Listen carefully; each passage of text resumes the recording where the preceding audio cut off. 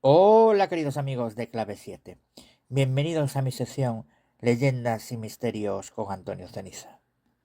Pues hoy volvemos a mi tierra, Galicia, más concretamente a Lugo, para hablaros de la leyenda de la fortaleza Pardo de Cela, San Salvador Alfoz, Lugo. En el lugar donde hoy ocupa los restos de la fortaleza del mariscal Pardo de Cela, había, hacia el siglo I después de Cristo, un asentamiento castreño-castrecho. En el siglo XV es ocupado por el mariscal Pardo de Cela, uno de los miembros de la nobleza con mayor poder en Galicia, cuya oposición a los reyes católicos le costó la vida. Pongámonos en contexto.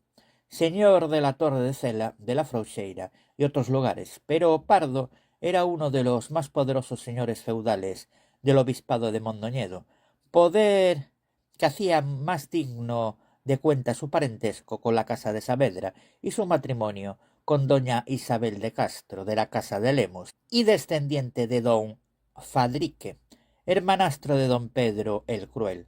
Por todo ello, hacía sombra a la mitra mindoniense, en cuyos titulares tuvo siempre encarnizados enemigos.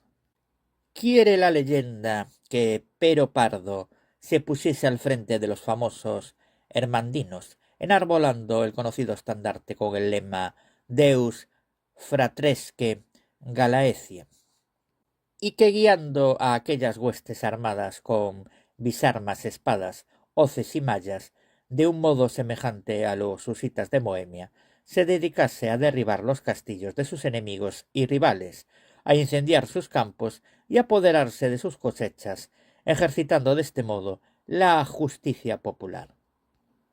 Otros dicen que tomó el partido de la infanta doña Juana la Beltraneja, llamada la excelente señora, y de su esposo el rey don Alfonso de Portugal, y por fin hay quien pretende que su intención era alzarse por rey independiente de Galicia en contra de los reyes católicos de Castilla.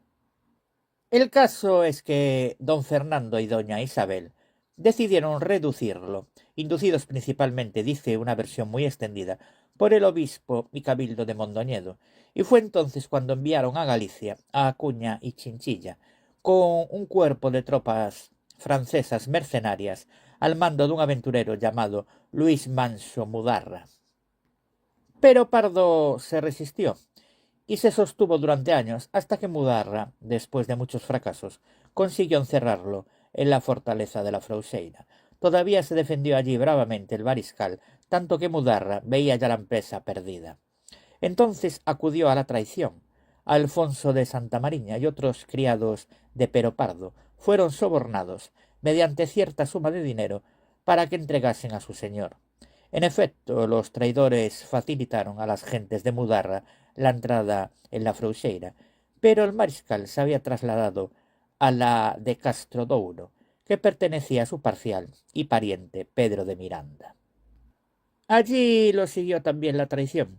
Cuando compartía sus planes con el señor de Castrodouro, se encontraron rodeados en el mismo salón de la casa por los soldados de Mudarra. Fueron hechos prisioneros, pero Pardo, su hijo de 22 años, y Pedro de Miranda, conducidos a Mondoñedo, fueron juzgados y condenados a muerte como rebeldes. La esposa del mariscal, doña Isabel de Castro, con alguno de los suyos, marchó reventando caballos a entrevistarse con la reina católica, y obtuvo el indulto de su esposo y de su hijo, así como del señor de Miranda. Pero no contaba con la enemistad del obispo y cabildo de Mondoñedo. Noticiosos estos de lo que pasaba por sus espías en la corte, se ingeniaron para que el indulto no llegase a tiempo. Amaneció por fin el día en que había de ejecutarse la sentencia. Doña Isabel de Castro se acercaba a Uña de Caballo y debía llegar aquella mañana misma. Si se daba lugar a que llegase trayendo de su mano la carta real, estaba todo perdido. Entonces 3 canónigos de Mondoñedo disfrazados salieron a esperarla a la entrada de la villa, donde hay un puente sobre el río. Al llegar la dama, hiciéronle gran acatamiento, confiáronle fingidos secretos, ofreciéronle viandas y de este modo se ingeniaron para entretenerla, hasta que cuando la desgraciada señora se quiso dar cuenta de su tardanza, doblaban a muerto las campanas de todas las iglesias, por los que acababan de ser ejecutados. En efecto, en la plaza de la catedral de Mondoñedo acababan de caer las 3 nobles cabezas de Pedro de Miranda, del joven hijo del mariscal, y de Pero Pardo de Cela.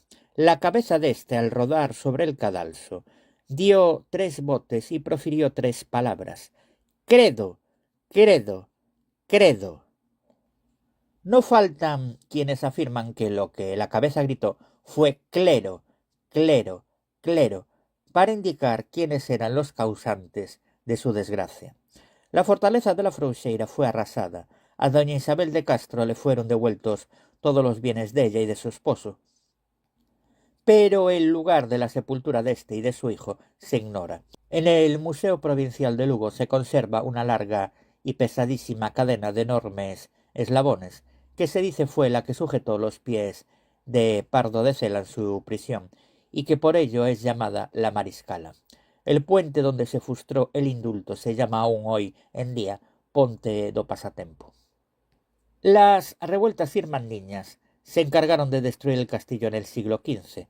El obispo de Mondoñedo reconstruye poco después la fortaleza, convirtiéndola en residencia episcopal hasta el siglo XVII, siglo en el que fue abandonado.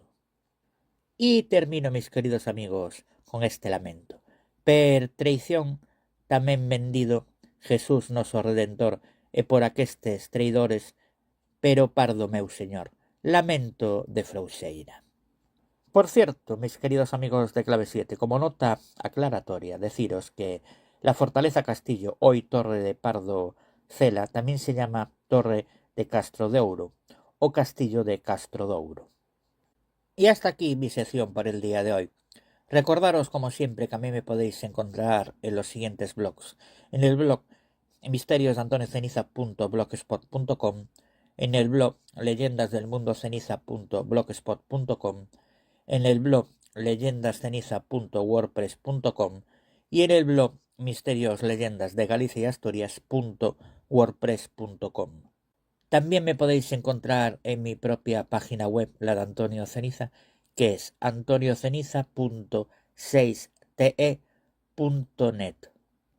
Y como no, en 2 programas que codirijo, como son Marín y Ceniza, Misterios Podcast Radio y Misterios de las Noches Gallegas Podcast Radio. También en mi propio programa que dirijo, presento y edito y que se llama Ceniza da Morte Podcast. Y como siempre, antes de terminar, mandar un fuerte abrazo al director y presentador Fernando Álvarez, a Josephine y al resto de mis compañeros y compañeras. Y como no, a ustedes, queridos amigos de Clave 7. Y nosotros nos vemos en el siguiente programa.